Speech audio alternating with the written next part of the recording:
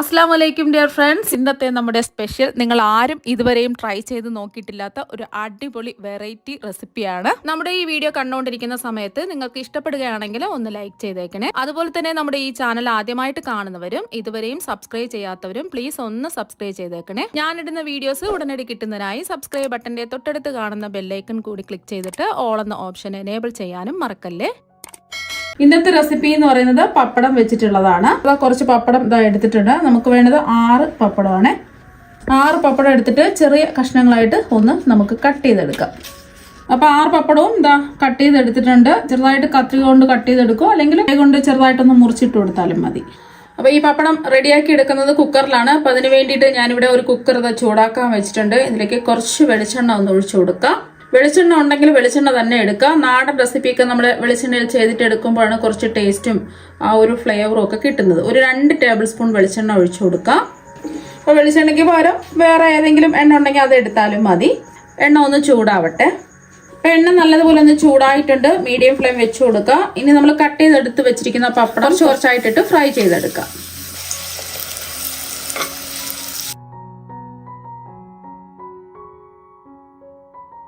അങ്ങനെ ഒരു golden brown കളറൊന്നും ആവരുത്. സാധാരണ നമ്മൾ പപ്പടം ഫ്രൈ ചെയ്തെടുക്കുന്ന പോലെ അങ്ങ് ഫ്രൈ ചെയ്തെടുത്താൽ മതി.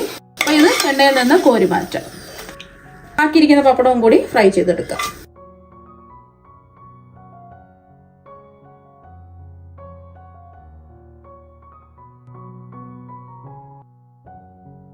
ഇപ്പൊ നമ്മൾ പപ്പടം ഫ്രൈ ചെയ്തെടുത്തിട്ട് കുറച്ച് എണ്ണ ബാക്കിയുണ്ട്. 1 ടേബിൾ സ്പൂൺ എണ്ണയൊക്കെ ഉണ്ടാവും. ഇതിലേക്ക് നമുക്ക് 1/2 ടീസ്പൂൺ കടുകിട്ട് ഒന്ന് പൊട്ടിച്ചെടുക്കാം.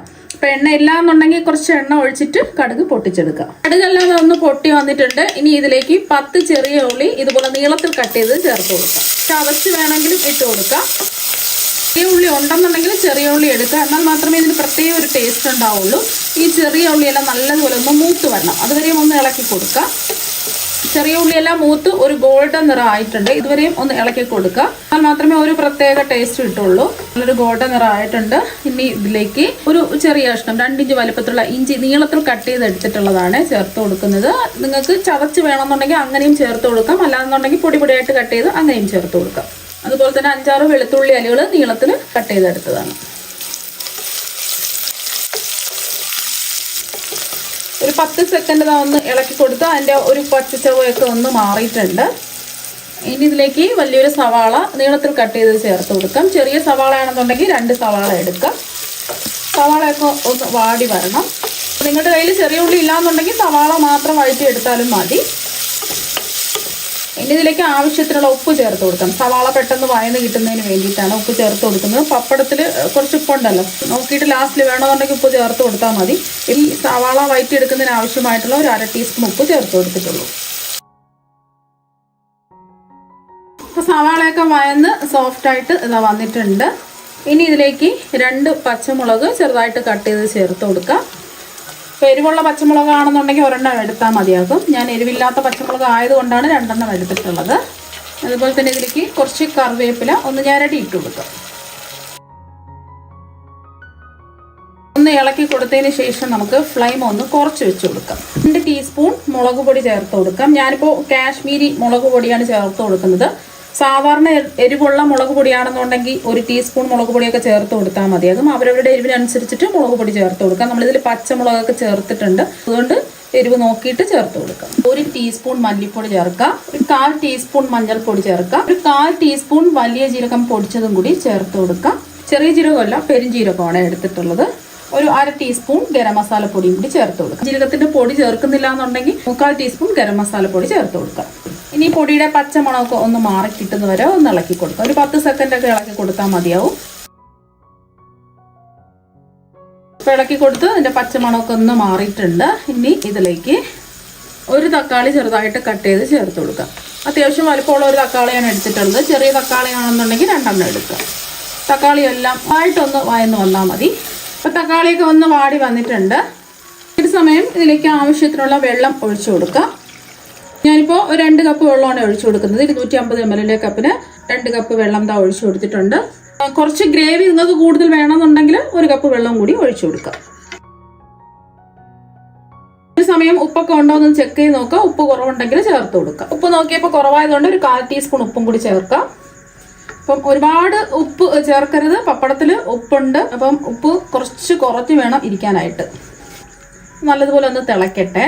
ഒന്ന് തിളച്ച് വന്നിട്ടുണ്ട്. ഇതിലേക്ക് നമ്മൾ ഫ്രൈ ചെയ്ത് മാറ്റി വെച്ച പപ്പടം ഒന്ന് ചേർത്ത് കൊടുക്കാം. എല്ലാം ഒന്ന് ഇളക്കി കൊടുക്കാം. ഇതിലേക്ക് നമുക്ക് കട്ട് ചെയ്ത് വെച്ചാൽ കുറച്ച് മല്ലിയില ചേർക്കാം. മല്ലിയില ചേർക്കുമ്പോൾ ഒരു പ്രത്യേക ടേസ്റ്റാണ്. ഉണ്ടെങ്കിൽ ചേർത്ത് കൊടുക്കുക, ഇല്ലാന്നുണ്ടെങ്കിൽ നമ്മൾ കറിവേപ്പില ചേർത്ത് കൊടുത്തു അത് മതിയാവും.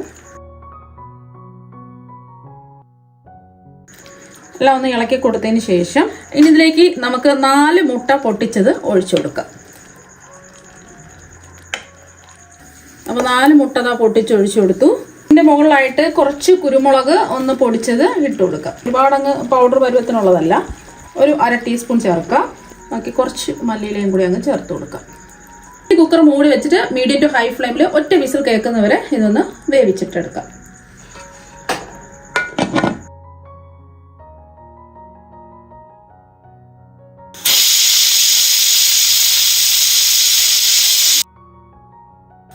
ഇപ്പൊ ഒരു വിസിൽ കേട്ടതിന് ശേഷം ഫ്ലെയിം ഓഫാക്കി ഇനി ഇതിന്റെ ആവിയൊക്കെ ഒന്ന് മാറട്ടെ. ഇപ്പൊ ഇതിന്റെ ആവിയൊക്കെ മുഴുവനും മാറിയിട്ടുണ്ട്. ഇനി നമുക്ക് തുറന്ന് നോക്കാം. ഇപ്പൊ തന്നെ നല്ലൊരു മണം വരുന്നുണ്ട്. മുട്ടയൊക്കെ നല്ലോണം വെന്തൊക്കെ വന്നിട്ടുണ്ട്. അടിപൊളിയായിട്ട് കിട്ടിയിട്ടുണ്ട്. ഇത് ചോറിന്റെ കൂടെ ഇത് കഴിക്കാൻ വേണ്ടിയിട്ട് വേറെ ഒരു കറിയുടെ ആവശ്യമില്ല. അതുപോലെ തന്നെ അപ്പം, ഇടിയപ്പം, ചപ്പാത്തി അങ്ങനെ എന്തിന്റെ കൂടെ നമുക്ക് സൈഡായിട്ട് കഴിക്കാവുന്നതാണ്. പൊടിഞ്ഞൊന്നും പോകാതെ കറക്റ്റ് പരുവത്തിന് കിട്ടിയിട്ടുണ്ട്. അപ്പൊ നിങ്ങൾ എന്തായാലും ഇതുപോലെ മുട്ടയും പപ്പടവും വെച്ചിട്ട് ഒരു പ്രാവശ്യം ഒന്ന് ട്രൈ ചെയ്ത് നോക്കുക. കൊച്ചുകുട്ടികൾക്കും എല്ലാവർക്കും ഒരുപാട് ഇഷ്ടമാകും. അപ്പൊ പപ്പടവും മുട്ടയും വെച്ചിട്ട് ഇതുപോലെ കുക്കറിൽ ഒരു പ്രാവശ്യം ഇതുപോലെ ഒരു കറി തയ്യാറാക്കി നോക്കുക. തീർച്ചയായും നിങ്ങൾക്ക് എല്ലാവർക്കും ഒരുപാട് ഇഷ്ടമാകും. അപ്പൊ നമുക്ക് മറ്റു വെറൈറ്റി വീഡിയോ ആയിട്ട് വീണ്ടും കാണാം. Thank you.